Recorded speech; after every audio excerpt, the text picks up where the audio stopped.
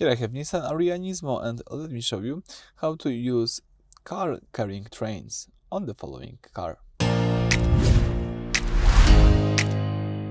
So at the very beginning, let's start by using the home screen. Then let's open the navigation button at the left side of the screen.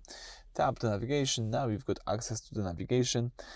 And let's find here the settings icon. The settings icon is located right here at the top of the screen.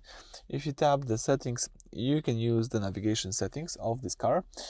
Let's choose here the routing preferences. So right now you've got the routing preferences. Scroll down here and you can select here use car carrying trains.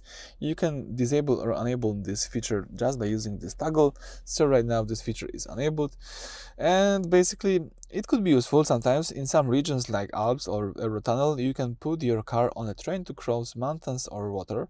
The GPS will include these train routes if they are the most efficient way to travel.